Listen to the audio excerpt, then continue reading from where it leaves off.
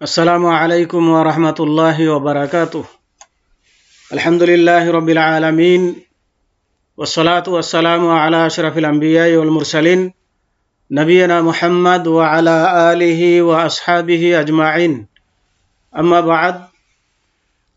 সম্মানিত ছাত্র ভাইরা, আমি এখন ক্লাস 2 এর ফিকহ ক্লাস আরম্ভ করছি।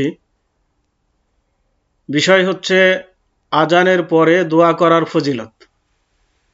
মানে মুয়াজ্জিন যখন আজান দিয়ে শেষ করবে তখন আজানের পরে কিছু দোয়া আছে, এই দোয়াগুলো পাঠ করলে কি ফজিলত পাওয়া যাবে সে সম্পর্কে। তো এই আজানের দোয়া মুয়াজ্জিনও বলবে এবং যারা শ্রোতা, যারা আজান শুনলো তারাও বলবে। এ মর্মে যে হাদিস এসেছে তা হচ্ছে আন জাবির ইবনে আবদুল্লাহ রাদিয়াল্লাহু আনহুমা আন্না রাসূলুল্লাহ সাল্লাল্লাহু আলাইহি ওয়াসাল্লাম قال من قال حين يسمع النداء اللهم رب هذه الدعوة التامة والصلاة القائمة آت محمدا الوسيلة والفضيلة وابعثه مقاما محمودا الذي وعدته حلت له شفاعتي يوم القيامة।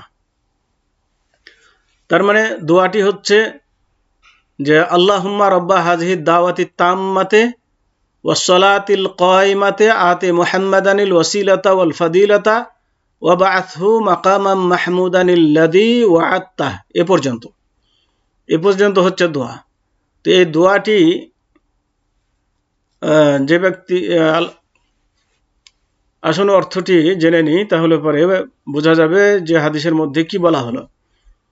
জাবির বিন আবদুল্লাহ রাদিয়াল্লাহু আনহুমা থেকে বর্ণিত যে নিশ্চয় আল্লাহ রাসূল সাল্লাল্লাহু আলাইহি ওয়াসাল্লাম বলেছেন, যে ব্যক্তি মুয়াজ্জিনের আজান শোনার পর এই দোয়াটি পাঠ করবে, দোয়াটি হচ্ছে এই আল্লাহুম্মা রব্বা হাযিহিদ দাওয়াতিত তাম্মাতি ওয়াসসালাতিল কায়িমা আতি মুহাম্মাদানিল ওয়াসিলাতা ওয়াল ফাদিলাতা ওয়া বা'আথহু মাকামাম মাহমুদানিল্লাযী ওয়া'আদতাহ। এই দোয়াটি পাঠ করবে, যার অর্থ হচ্ছে এই যে হে আল্লাহ, আপনি এই পূর্ণ আহ্বান ও প্রতিষ্ঠাতব্য নামাজের সত্য অধিকারী।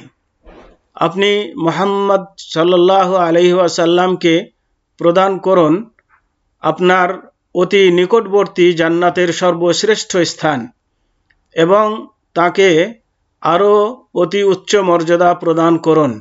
হে আল্লাহ, আপনি তাকে আরশের উপরে সুপারিশ করার স্থানটিও প্রদান করুন, যেই স্থানটি তাকে প্রদান করার অঙ্গীকার আপনি করেছেন।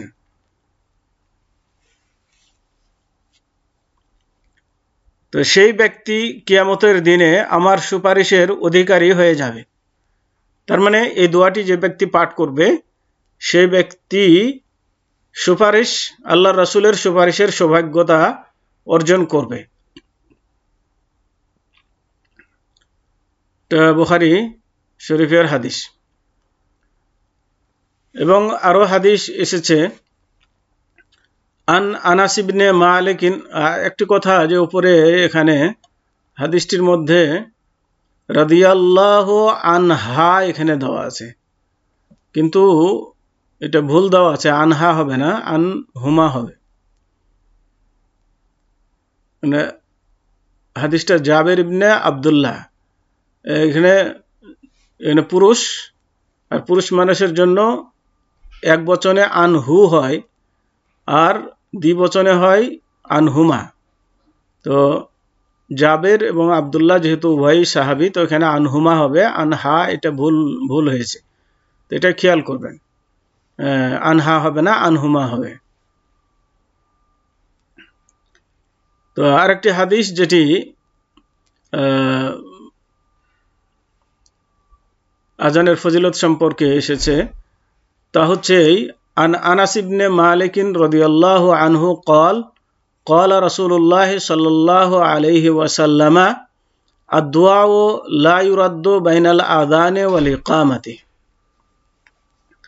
অর্থাৎ আনাস বিন মালিক রাদিয়াল্লাহু আনহু থেকে বর্ণিত, তিনি বলেন যে আল্লাহ রসুল সাল্লাল্লাহু আলাইহি ওয়াসাল্লাম বলেছেন, আজান ও ইকামতের মধ্যবর্তী সময়ে দোয়া প্রত্যাখ্যাত হয় না। তার মানে আজান এবং ইকামতের মাঝে এই সময়টুকুর মধ্যে যদি কেউ দোয়া করে তাহলে সে দোয়া কবুল হয়ে যায়, মানে এটা দোয়া কবুলের একটি উত্তম সময়।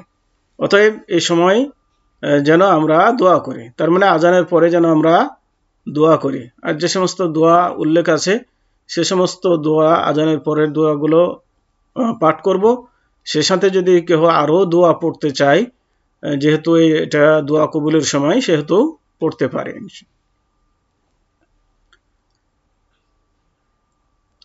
হাদিসটি তিরমিজি শরীফের 212 এবং সুনানে আবু দাউদের হাদিস নম্বর 521। তো হাদিসের শব্দগুলো জামে তিরমিজি থেকে নেওয়া হয়েছে। ইমাম তিরমিজি হাদিসটিকে হাসান সহিহ বলেছেন এবং আল্লামা মুহাম্মদ নাসির উদ্দিন আলবানী হাদিসটিকে সহিহ বলেছেন।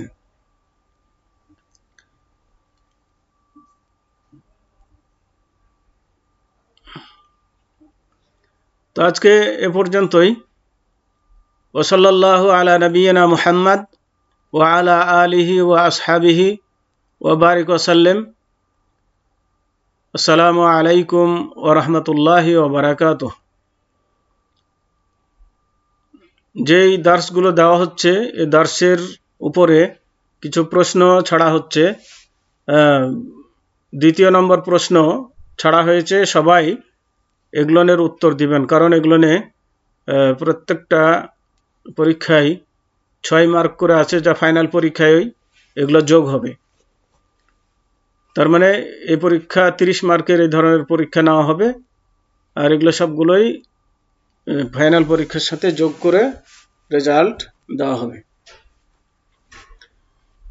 তো সবাই এই পরীক্ষাগুলোতে অংশগ্রহণ করবেন এবং দার্সগুলো ভালোভাবে দেখবেন, পাঠ করবেন এবং শুনবেন, যাতে করে দিন সম্পর্কে কিছু শেখা যায়, জানা যায়, নিজে উপকৃত হতে পারি এবং অন্যদেরকেও এই ইলম দ্বারা উপকৃত করতে পারি। আল্লাহ রাব্বুল আলামিন সবাইকে তৌফিক দান করুন। এ বলেই শেষ করছি। ওয়াসাল্লাল্লাহু আলা নবিয়িনা মুহাম্মদ ওয়া আলা আলিহি ওয়া আসহাবিহি ওয়া বারিক ওয়া সাল্লাম। আসসালামু আলাইকুম ওয়া রাহমাতুল্লাহি ওয়া বারাকাতুহু।